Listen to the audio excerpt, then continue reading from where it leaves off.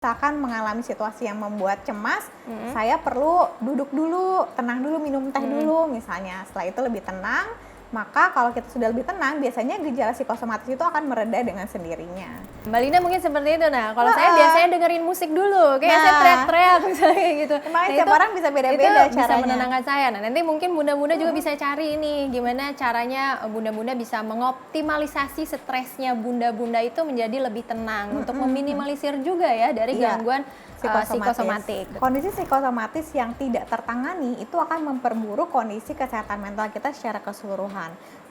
Dan juga fisik gitu ya, terutama kalau kita punya penyakit-penyakit bawaan lain gitu yang sebelumnya memang sudah ada.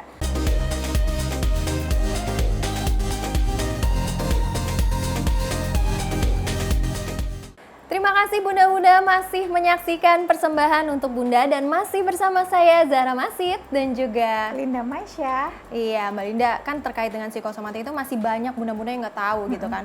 Karena mungkin menurut bunda-bunda nih secara umum, secara general gitu ya, ketika menghadapi sesuatu dikit-dikit udah pokoknya saya stres gitu. Tapi nggak tahu dampak buruk dari akibat stres itu memicu yang namanya gangguan psikosomatik. Bahkan bisa sampai kesehatan fisik dan juga kesehatan mental. Nah, bagaimana kita mengetahui kalau diri kita itu terkena gangguan psikosomatik? Iya, ini sangat penting banget ya buat bunda-bunda mesti tahu nih gitu. Kalau misalnya kita punya gangguan psikosomatis, beberapa ciri-cirinya antara lain itu ada reaksi fisik yang muncul setiap kali kita menghadapi situasi stres tertentu. Misalnya, kalau saya cemas, maka ada yang jantungnya jadi berdebar-debar gitu, berdebar-debar lebih cepat, mual, pusing, terus ada yang gatal-gatal gitu, terus ada yang sesak nafas, ada yang asam lambungnya naik, terus ada yang lehernya sakit dan sebagainya. Jadi setiap orang itu bisa bervariasi reaksi fisik yang muncul itu apa. Jadi kalau misalkan bunda-bunda di rumah sudah mengidentifikasi nih, kok saya setiap kali menghadapi stres yang seperti ini kok muncul reaksi fisik ya. Nah, itu berarti memang bunda-bunda sudah mengalami kondisi yang namanya psikosomatik. Berarti ingat ya Bun ya, kalau bunda-bunda udah ngalamin pusing, terus bahkan sampai misalnya ketika, tapi itu kan karena ada masalah ya, ada reason ya, terus habis itu mual, asam lambung atau segala macam, nah itu berarti bunda-bunda udah bisa mengidentifikasi apakah itu terkena psikosomatik atau tidak, seperti itu. Nah, terus bagaimana cara penanganannya nih? Ya, cara penanganannya yang pertama kita optimalkan memberdayakan diri kita sendiri dulu ya Zara. Jadi bunda-bunda perlu tahu bagaimana sih cara menanggulangi stres atau kecemasan yang bunda-bunda alami gitu di rumah. Misalnya, apakah kalau misalkan mengalami situasi yang membuat cemas, saya perlu duduk dulu, tenang dulu, minum teh dulu misalnya. Setelah itu lebih tenang, maka kalau kita sudah lebih tenang, biasanya gejala psikosomatis itu akan mereda dengan sendirinya. Nah, akan tetapi kayak yang tadi aku bilang, kalau misalnya ini terjadi berulang-ulang dan dalam jangka waktu panjang, berarti memang sudah perlu konsul ke profesional gitu. Boleh ke dokter, boleh ke psikiater, boleh ke psikolog, mana saja dulu yang terjangkau lebih dekat, lebih memungkinkan untuk segera bisa ditangani. Tapi berarti kesehatan mental itu juga kayaknya memang harus diutamakan sebenarnya ke psikologi terlebih dahulu ya. Karena kan kalau misalnya ketika ke psikolog itu, jadi mudah-mudahan bisa mengidentifikasi awal masalahnya itu seperti apa gitu. Karena kan kalau misalnya, mungkin kalau misalnya kita lagi sakit kepala nih ke dokter, pasti cuma dikasih obat sakit kepala sama jangan pusing-pusing.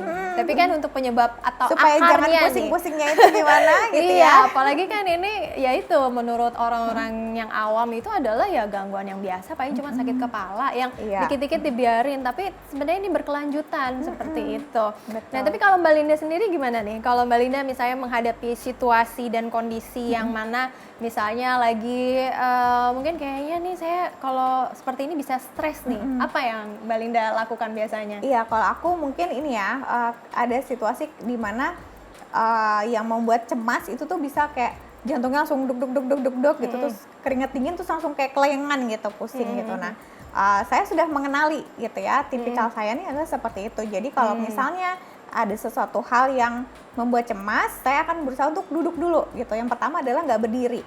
Ini kalau saya gitu ya, saya duduk dulu, duduk cari minuman.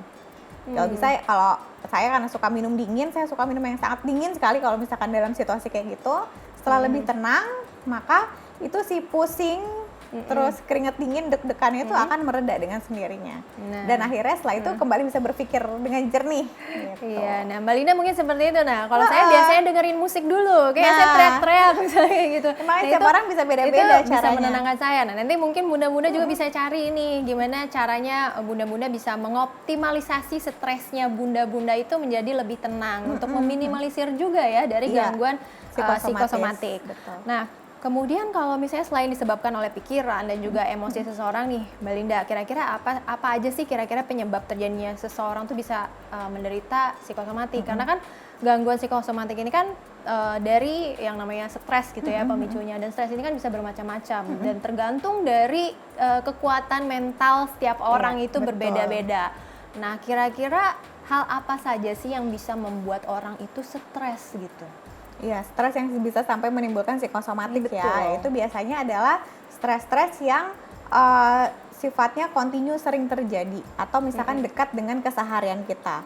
Kayak misalkan tadi saudara sebut tentang masalah keuangan gitu kan, kita nggak dalam satu hari masalah keuangan kita selesai gitu ya, dan itu nggak datangnya cuma sekali-sekali kan, biasanya itu adalah sesuatu yang memang reguler. Nah, kalau misalkan datangnya cuma sekali, kayak misalkan ujian, setiap kali ujian akhir sekolah kita muncul tuh gangguan psikosomatisnya kayak tadi ya, yang kalau mau berangkat sekolah jadi mules lah gitu, mungkin anak-anak di rumah ada yang seperti itu. Nah itu kita tidak sampai terganggu keseharian kita, tapi kalau misalkan stresnya itu adalah sumbernya dari sesuatu yang memang dekat dengan kehidupan kita, sering terjadi dan sering kita temui, kemudian kita belum tahu bagaimana caranya supaya kita ini bisa menghadapi itu dengan tenang. Nah, itulah yang akhirnya membuat kondisi psikosomatis kita bisa muncul, bahkan bisa jadi semakin buruk. Nah, itu kan tadi kan berarti kan lebih ke kegiatan sehari-hari ya. Dan rata-rata misalnya di Indonesia ini kan banyak sekali ya, mau wanita maupun pria gitu yang hampir full day-nya itu adalah bekerja gitu. Dan terkadang orang juga bisa stres diakibatkan pekerjaan yang sudah dilakukan setiap harinya gitu. Misalnya karena tekanan dari atasan atau misalnya karena aktivitas yang monoton gitu, kayak jenuh gitu. Ada kalanya seseorang kan mengalami hal yang seperti itu. Apalagi misalnya kerja di tempat yang sebenarnya sama aja, yang masih bisa diatasi sebenarnya. Nah, kalau seperti itu kira-kira saran dari Mbak Linda nih selaku psikolog itu bagaimana, Mbak? Iya, kalau selama kita masih bisa mengatasi kita masih bisa cari cara lah ya untuk menenangkan diri gitu. Terus juga kondisi psikosomatisnya itu tidak sampai mengganggu kondisi fisik kita secara keseluruhan, maka ya coba dijalani aja gitu, dijalani sambil dicari gimana cara menenangkan dirinya. Tapi kalau memang sudah sampai mengganggu, ini contoh ya, ada salah satu klien aku, dia usianya kayak kira-kira Zara lah ya gitu ya, masih muda. Dia stres di tempat kerja yang tidak berhasil diatasi, jadi setiap hari Minggu malam dia demam. Setiap Minggu malam dia demam, karena hari Seninnya dia kerja, gitu kan. Jadi setiap Minggu malam dia demam. Lah bayangkan kalau misalkan dia selama setengah tahun setiap Minggu malam dia harus demam kan, berarti kondisi fisiknya secara keseluruhan itu sudah terganggu kan. Gitu, dia juga keberfungsiannya juga jadi tidak optimal lagi gitu kan, karena kayak sudah terjadwal gitu ya, setiap Minggu malam dia sakit gitu, dan itu beneran demam gitu ya. Psikosomatis itu gangguan fisiknya itu bisa terlihat dan nyata gitu, jadi bukan yang kayak pusing dibuat-buat, enggak gitu, itu memang beneran pusing gitu ya, demam ya beneran demam gitu. Jadi kalau misalkan kondisinya seperti itu, maka sebaiknya datang ke profesional gitu untuk dibantu bagaimana cara jalan keluarnya supaya itu tidak berkelanjutan. Nah, ketika misalnya sudah datang seperti itu kan tadi kan salah satu klien Mbak Linda nih. Nah, treatment yang dilakukan oleh Mbak Linda itu biasanya apa sih? Yang pertama tentunya dicari tahu dulu sumber stresnya itu apa, karena tidak semua orang mengetahui gitu ya, sebenarnya sumber stresnya saya apa. Misalnya ada orang yang udah 3 bulan terakhir ini sering banget mual dan alerginya kumat. Gitu, dia tidak menyadari bahwa ternyata ada stresor misalnya terkait dengan keluarga gitu, yang dia anggap bahwa udahlah itu nggak usah dipikirin, tapi ternyata sebenarnya nggak bisa kayak gitu, dan itu menjadi sumber stres. Jadi kalau di klinik psikologi maka akan dicari dulu sumber stresnya apa. Kalau terus kalau sudah ketahuan, maka si klien ini akan dibantu diajarkan teknik-teknik untuk stabilisasi emosi gitu ya, cara menenangkan diri, untuk intinya maintain bagaimana stabilitas emosinya dia, stabilitas kecemasannya dia itu diredakan. Nah, kalau memang butuh bantuan obat, maka biasanya kita akan rujuk ke dokter ataupun ke psikiater. Wah, itu penting banget nih bunda-bunda, apalagi kalau misalnya sampai mengalami gangguan kesehatan fisik kan jatuhnya seperti itu udah parah banget, dan mungkin bunda-bunda bisa datang ke pakarnya gitu untuk mengetahui atau mengidentifikasi penyebabnya seperti apa, dan juga bunda-bunda juga bisa mengontrol emosi dan juga mengontrol diri tepatnya, bagaimana cara menghadapi situasi dan juga tidak supaya tidak menjadi stres ya. Iya. Nah, tapi untuk mengetahui lebih lanjut lagi, kira-kira bagaimana tipsnya seputar dengan gangguan psikosomatik, kita akan lanjut di segmen berikutnya. Oke. Jadi buat bunda-bunda jangan kemana-mana, tetap di Persembahan untuk Bunda.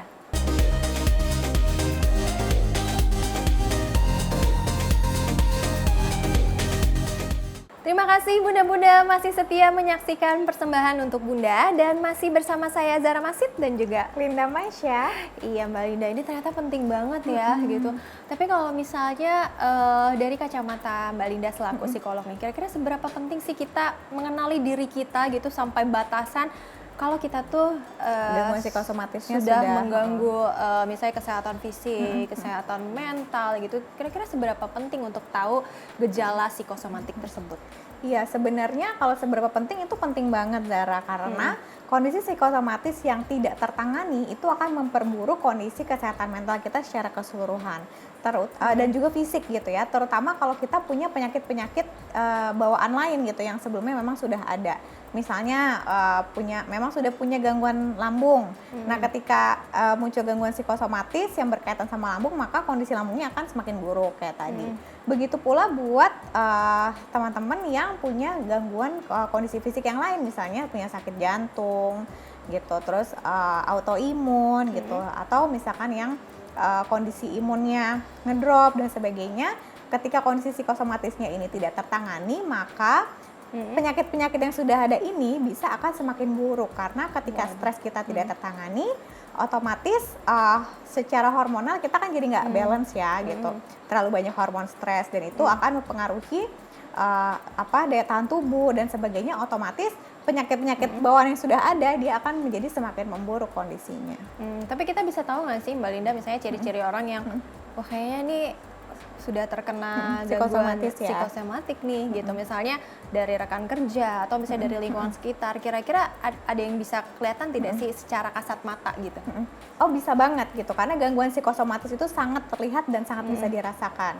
Terutama kalau kita mau pelajari apakah kita mengobservasi gitu ya ke diri kita sendiri, apakah kita atau mungkin kayak tadi teman kerja kita nih sebenarnya dia gangguan terindikasi psikosomatis atau enggak gitu ya.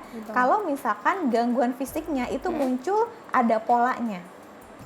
Gitu. Seperti apa nih polanya? Iya, gangguan psikosomatis itu ada polanya. Jadi misalkan setiap kali dia menghadapi situasi tertentu, maka akan muncul reaksi fisik tertentu gitu, dan itu akan berulang terus gitu. Kayak misalnya setiap kali tadi misalkan anak kita setiap kali mau ujian itu, maka dia akan sakit perut gitu, sakit perut sampai harus buang air besar gitu, padahal tadinya nggak kenapa-napa gitu, pas mau berangkat aduh mah aku mules gitu.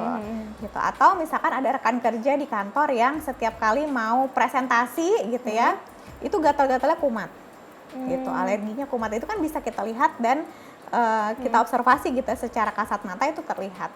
Atau kayak misalnya setiap kali mau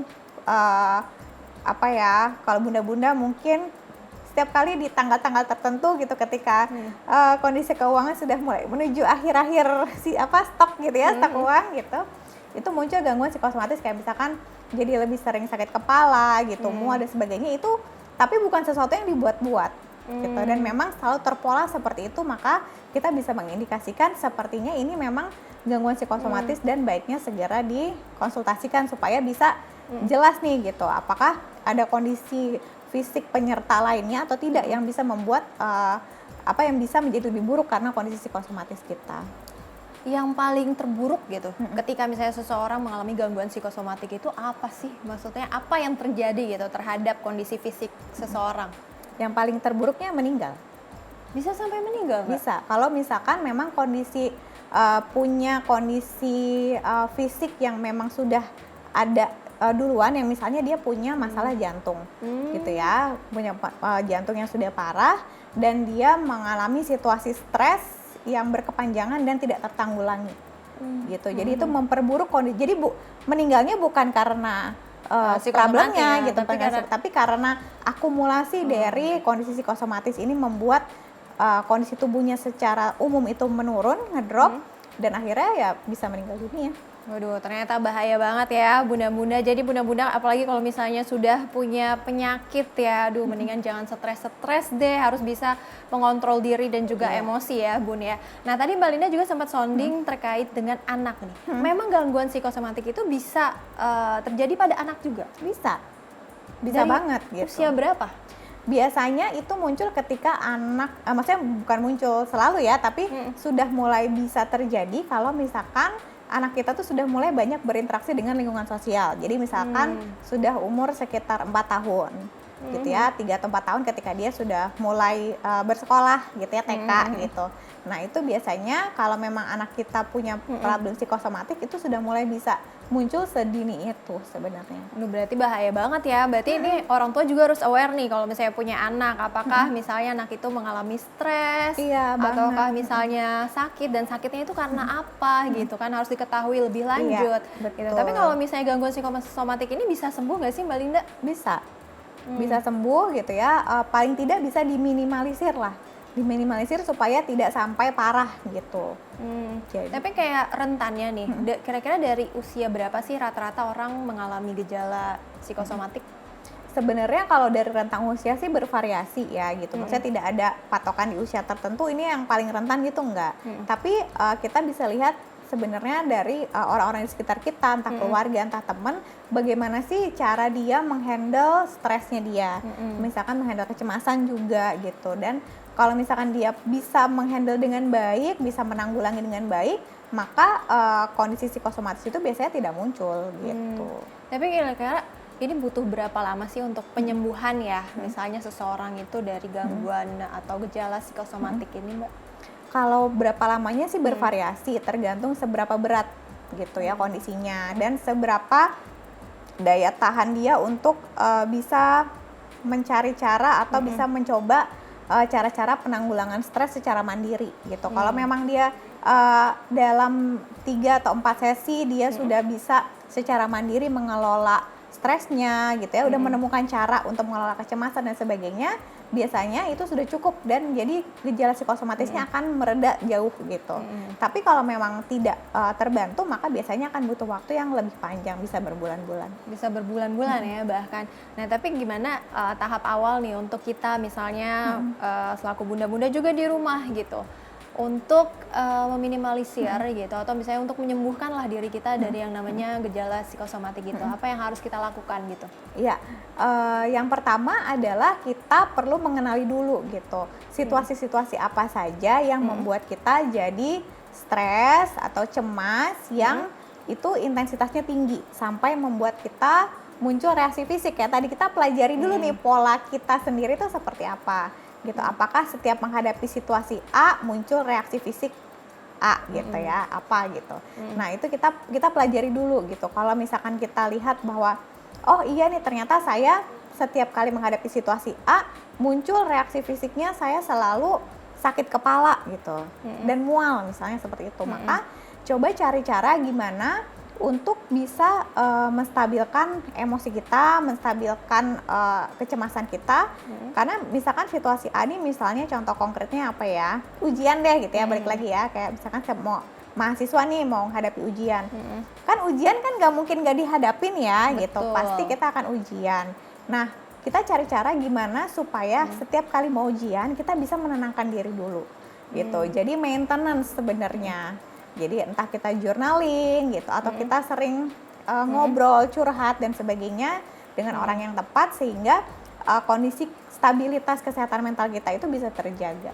Oke, nah tapi kalau misalnya ini kan terhadap diri kita ya, berarti kitanya yang harus bisa memaintain, yang harus bisa mengendalikan diri, mengontrol emosi, dan juga kita harus tahu juga nih Bun, kira-kira akar masalahnya di mana dan bagaimana cara permasalahan tersebut. Yang penting jangan terlalu dibawa stres. Nah, tapi kalau misalnya kita sebagai orang tua nih, ya Mbak Linda, yang terakhir adalah kita sebagai orang tua gimana caranya anak kita supaya terhindar atau seenggaknya tercegah dari yang namanya gangguan atau gejala psikosomatik. Iya, tentu sebagai orang tua perannya sangat besar ya Zara. Jadi kalau misalkan kita sebagai orang tua, kita perlu yang pertama pastinya komunikasi gitu ya, menjalin komunikasi sama anak. Jadi kita tahu nih kondisi anak kita sekarang ini sedang merasa apa, sedang mengalami apa gitu. Dan kita biasakan dalam keluarga itu ada keterbukaan. Jadi kalau anak merasa tidak nyaman terhadap suatu hal, dia tidak akan ragu buat menyampaikan kepada kita. Gitu, mama aku takut nih besok mau ke rumah nenek misalnya gitu. Nah terus kita juga responnya jangan negatif. Kalau negatif kan, lo kenapa, emang kenapa sih nenek gitu kan. Nah tapi kita bisa tanya, oh kamu takut ya besok mau ke rumah nenek, apa yang bikin kamu takut gitu. Nah itu jadi kita bisa membantu anak kita untuk mengelola stresnya dia. Oke, jadi itu ya Bun ya, apalagi kalau misalnya untuk ngurusin anak, supaya anak itu berkembang, tumbuh kembangnya itu menjadi semakin baik, individu yang bagus, terus habis itu menjadi wise, itu bisa mengontrol diri. Nah bunda-bunda harus tahu juga nih, bisa mengidentifikasi anaknya itu seperti apa, caranya yaitu dengan komunikasi dua arah, dengan melakukan pendekatan dan juga adaptasi juga sama anak, pokoknya harus dekat. Tapi nggak berasa sama Linda, seperti biasa. Kayaknya masih kurang ya, udah habis. Karena memang kita udah ada di penghujung acara dan terima kasih sudah hadir. Terima kasih juga sudah diundang. Iya, itu dia ya Bun ya. Jangan lupa juga kalau misalnya memang bunda-bunda sudah tidak bisa terhandle nih, bunda-bunda bisa langsung datang ke pakar, ya entah ke dokter ataupun ke psikolog ya, untuk mendapat penanganan yang lebih tepat. Dan terima kasih bunda-bunda udah nonton, dan jangan lupa untuk saksikan terus persembahan untuk bunda di episode selanjutnya yang pastinya nggak kalah menarik daripada hari ini. Dan saya Zahra Masid bersama dengan Linda Maisha. Kami pamit undur diri dan bye-bye.